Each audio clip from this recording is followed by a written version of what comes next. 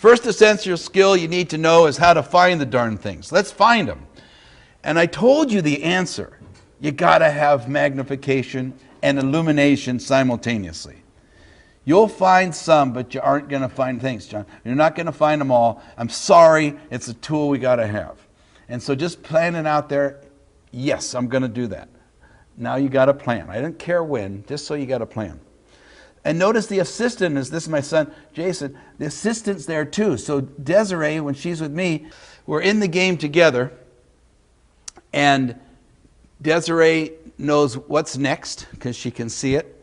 She's giving me energy. It's lonely doing a root canal, isn't it? It's lonely. You're in that hole by yourself. Nobody gives a rip. You're all by yourself. You have no help, support.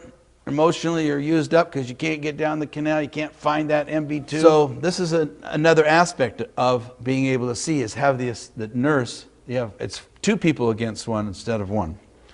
And then you say, well, I don't really need a microscope, John. This is from many years ago, but look, it's kind of a bad overfill there. But it's even worse than that. And you say to yourself, how could they possibly miss that bad? Well, on a maxillary front tooth, are you going to perforate on the lingual or the facial if you're going to perforate? I'll always give you the answer second. How's that? Okay, so the lingual or the facial? Facial. So I knew that, and as a one-year-old endodontist, one time I perforated on the lingual, just to show it could be done, I guess. Now, I always thought it'd be kind of neat if we had a seminar and we shared the one thing that you did in dentistry and you haven't told anyone else about it. I'll tell you one of mine. I made an access in a ponic one time. Stupid assistant. You know what? I learned. We learn not from our successes, right? We learn when we fall down, and we learn how to get back up. So you know what I do now? I actually check to make sure the rubber dam's on the right tooth. And it was about a month ago I started making access. I knew something was wrong because there shouldn't be a tooth behind the one I was making the access. Sure enough, it was on the first molar and not the second molar. So I learned a lifetime lesson. And that's the value of these things, is not to beat yourself up, but learn the lesson. So I told you about the X gates, and it's 4 gates glidens, which is useful. You know, less is more. And I told you about the accesses. I'm just reviewing here, just to remind you. Okay? What percent of the lower anteriors have 2 canals? 40%. So what I'm handing out to you is a sheet that tells how many canals are in each tooth. So I actually have these at chairside because I can't remember. So, okay, front teeth, cuspid to cuspid. You've got triangle 1 and 2, okay?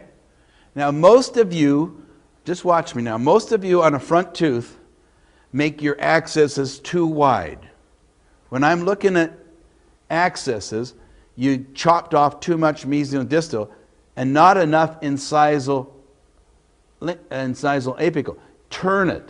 So now this is triangle 2, this is upper tooth. You're removing triangle 2, you have to come up a little more, and triangle 1. Even endodontists, I see patients that they've treated, they've gone around either triangle 1 and 2, or both.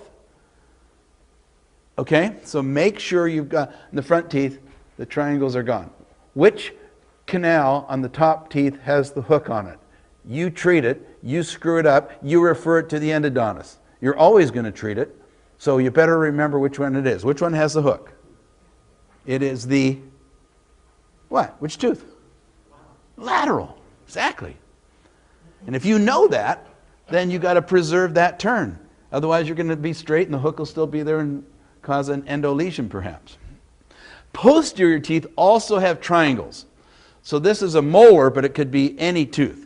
Now, if you look here, anybody could see that, because I'm up here, I can look straight down, but I can't look in here unless I'm laying on the chamber floor, because there's a triangle here. How do you remove those to find the canal? Remember, we're finding the canal. So let's take an example of maxillary molar, and here's that little peephole. I can't see down it unless I were laying on the chamber floor. And if we look closer, you can see it better. So we could use X gates or just a gates glidden, just up forward. Now I'm looking straight down it. Now I own it. And then I have a chance to shape it and pack it in controlled way. Another maxillary molar, finding the canal. So with the microscope, you're going to be able to see these color changes. When you're looking for a canal and the tissue is white, go away from that. That's not the right spot. It will look like this. You'll be able to see. There's no hole there yet. Pulps die coronally apically and they calcify coronally apically. Right? They calcify. So sometimes you can't find the canal. Where is it? It's another 1/2 millimeter. So you just got to go another 1/2 millimeter, but you have to go in the right spot. Because if you go over there, that's the wrong spot. Weaken the tooth, make a hole.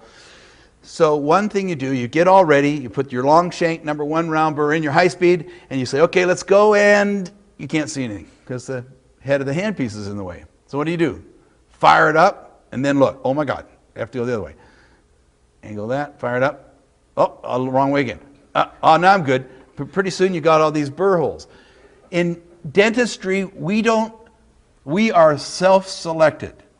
We are here because we want to do the best thing for the patient. You can't get away from it.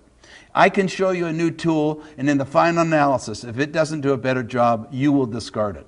It might be faster, you might make more money, but in the heart of hearts, eventually you're going to say, I can't do it.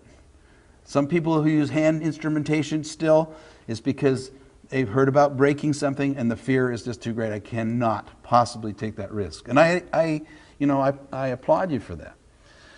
So we have to see and do simultaneously. Then we feel safe.